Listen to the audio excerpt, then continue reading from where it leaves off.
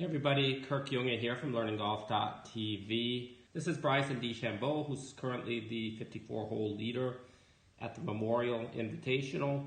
And Bryson's been playing some great golf this year. I'm going to talk about basically how his golf swing is misunderstood, especially by the announcers on TV. They're talking about how unorthodox his swing is. And I just want to show you how simple it is, and it's basically a concept that I've taught for over 20 years, basically just setting up for impact. So I've marked the club in orange. In his setup position, you can notice how it goes through his elbow of his right arm, or it intersects that position. And I just want you to watch the swing. I also marked his belt line and his neck line, as well as his spine angle. I want you to see this is also the most back-friendly golf swing that you will see, because there's no compression of the spine. As most players, the hips would be rising coming into impact, as you can see in many of my other videos here on YouTube. Take a look here at Bryson. This is his shot into the 18th hole yesterday. You can see how he takes the club back also almost perfectly on the plane he set up on. And you can see right here the club is actually right about there, and it's perfectly on his setup plane. If you check his hips, you see his hips and his neck, his spine angle, nothing has changed.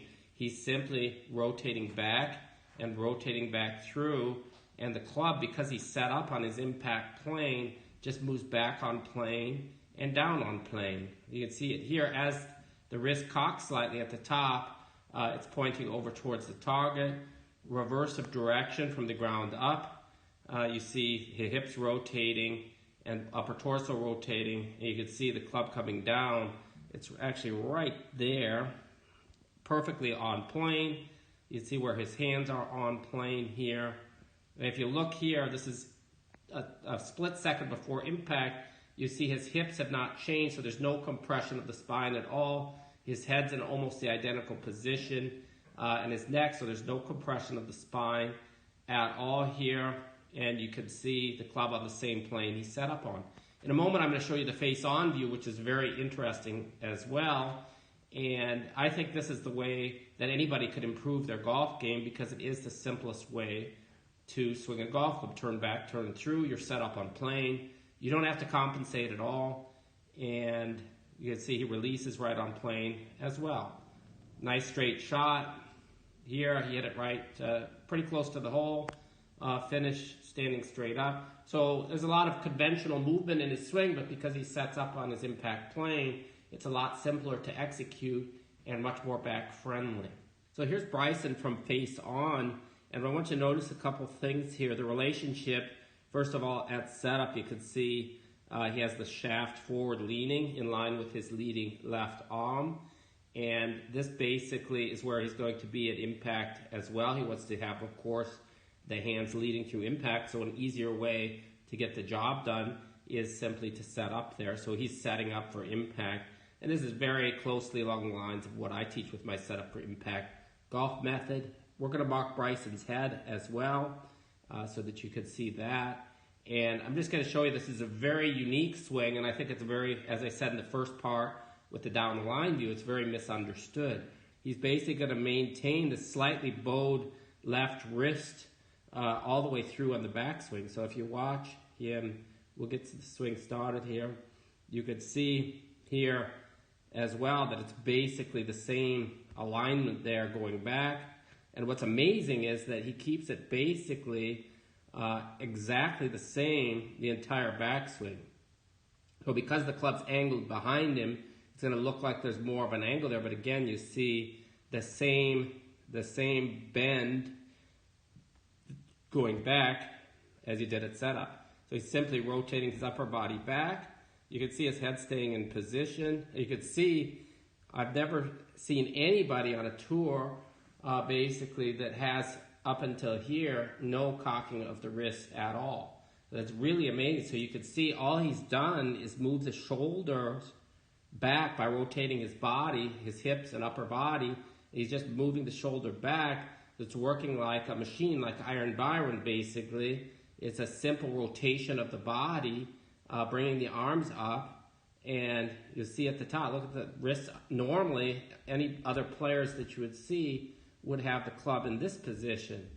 So this is really quite amazing what he's done, and I think it's misunderstood. People basically would say that he's not going to be able to create much power, but then when you look at his statistics, he's in the top 30 in driving distance on the tour this year. So again, take a look. It looks to be a little bit more angled there as he starts to reverse directions with his body. You'll see right here the change of direction is going to create a bit of a cocking action. So you can see now there's a little bit more angle between the left arm and club shaft as he comes down. So you see there is more angle. You see the head position is about the same, and the shoulders basically coming back to where it started. If you look right now, you can see again that same position he's maintained, and a lot of this lack of angle is due to him holding the club more on the palm of the leading hand, which is something also that I teach in my Setup for Impact system. And I think it's easier for people to get great contact and a square club face through impact, as well as the position of the right arm, which is a non-rotational position that makes it a lot easier to hit the ball consistently straight, and your distance should increase as well.